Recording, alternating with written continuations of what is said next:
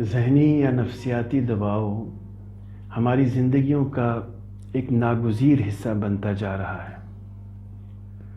اس وقت دنیا کی آدھی سے زیادہ آبادی کسی نہ کسی نفسیاتی مسئلے کا شکار ہے۔ پاکستان میں نفسیاتی مسائل کی معلومات اور علاج کا فقدان ہے۔ پاکستانیوں کے لیے ان کی روزمرہ زندگی میں کئی طرح کی چیزیں ذہنی دباؤ پیدا کرنے کا باعث بنتی ہیں، جن سے پہلو تہی نہیں کی جا سکتی۔ پاکستان کے بہت سے اقتصادی، سماجی، تعلیمی اور متفرق مسائل پاکستانیوں کے لیے ہمہ وقت ذہنی دباؤ کا باعث بنتے رہتے ہیں۔ بہت سے پاکستانیوں کو تو پینے کا صاف پانی تک میسر نہیں۔ اکثریت غربت کی ستائی ہوئی ہے۔ رشتوں سے خلوص ختم ہوتا جا رہا ہے۔ لوگوں کو متوازن غذا میسر نہیں۔ اسی طرح کی کئی اور باتوں کی وجہ سے لوگ اپنے آپ کو غیر محفوظ اور غیر مطمئن محسوس کرنے پر مجبور ہو جاتے ہیں۔ ان کی زندگی مقصدیت سے خالی ہو جاتی ہے۔ جب انسان کسی بھی جسمانی، سماجی، ماحولیاتی، اقتصادی یا کسی بھی بات کا اپنے ذہن پر منفی اثر لیتا ہے تو وہ ذہنی دباؤ کا یعنی سائیکولوجیکل ڈسٹریس کا شکار ہو جاتا ہے۔ عرف عام میں اسی کو سٹریس کہتے ہیں۔ یہ ذہنی دباؤ اس کے رویے اور شخصیت سے بھی ظاہر ہوتا ہے۔ وہ چڑچڑا محسوس کرتا ہے، اسے الجھن ہوتی ہے، اسے غصہ آتا ہے۔ اپنی اس حالت کو دور کرنے کے لیے وہ انسان اپنی دانست کے مطابق طرح طرح کے حربے آزماتا ہے۔ چونکہ پاکستان میں نفسیاتی مسائل سے آگاہی بہت کم ہے اور لوگ نفسیاتی علاج کو صرف پاگلوں کے لیے ہی مخصوص سمجھتے ہیں، لہٰذا وہ اپنے ذہنی دباؤ کو خود ہی کسی نہ کسی طریقے سے حل کرنے کی کوشش کرتے رہتے ہیں۔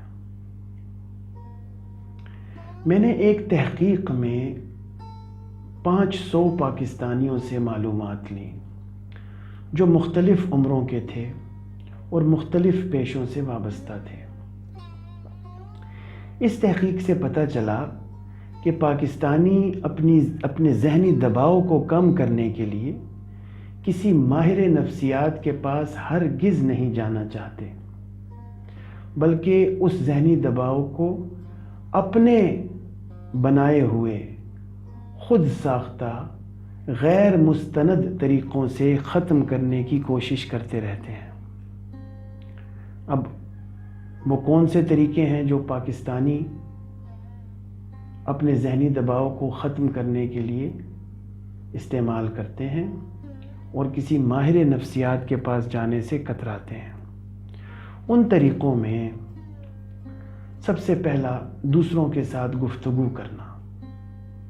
پاکستانی اپنے ذہنی دباؤ کو جس خود ساختہ طریقے سے سب سے زیادہ ختم کرنے کی کوشش کرتے ہیں وہ ہے دوسروں کے ساتھ گفتگو کرنا، بات چیت کرنا۔ اس کے بعد خود کو کسی طرح کا جسمانی نقصان پہنچانا، نماز پڑھنا، ٹی وی دیکھنا، گانے سننا، سونا، چلنا پھرنا، کھانا پینا، کھیل کود، گاڑی چلانا، پڑھنا، سگریٹ نوشی کرنا، انٹرنیٹ سے دل بہلانا اور خریداری کرنا وغیرہ شامل ہیں۔ یہ وہ طریقے ہیں جو پاکستانی اپنے ذہنی دباؤ کو کم کرنے کے لیے استعمال کرتے ہیں تدبیراً۔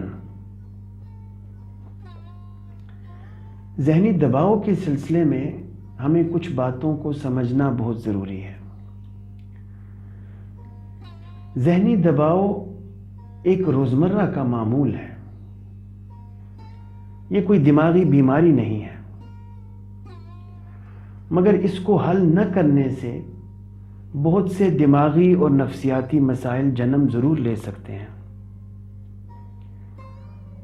ذہنی دباؤ ایک دائمی چیز ہے اور مرتے دم تک ہم اس سے پیچھا نہیں چھڑا سکتے۔ بہت سی صورتوں میں یہی ذہنی دباؤ خدا کی طرف سے ہمارا امتحان ہوتا ہے، اور اس کو پیدا کرنے میں شیطان ایک اہم کردار ادا کرتا ہے۔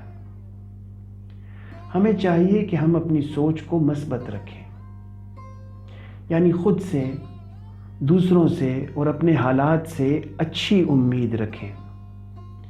اپنے طرز زندگی میں وقتاً فوقتاً بہتر تبدیلیاں لاتے رہیں تاکہ ہم اپنی زندگی سے بیزار نہ ہونے پائیں۔ اپنے مسائل کو درست انداز سے سمجھنے کے لیے کسی ماہر نفسیات سے رابطہ کرنے سے ہرگز نہ ہچکچائیں اور اسے ضروری سمجھیں، بالکل اسی طرح جس طرح ہم اپنے جسمانی صحت کے مسائل کے حل کے لیے ڈاکٹروں کے چکر لگانے سے نہیں تھکتے۔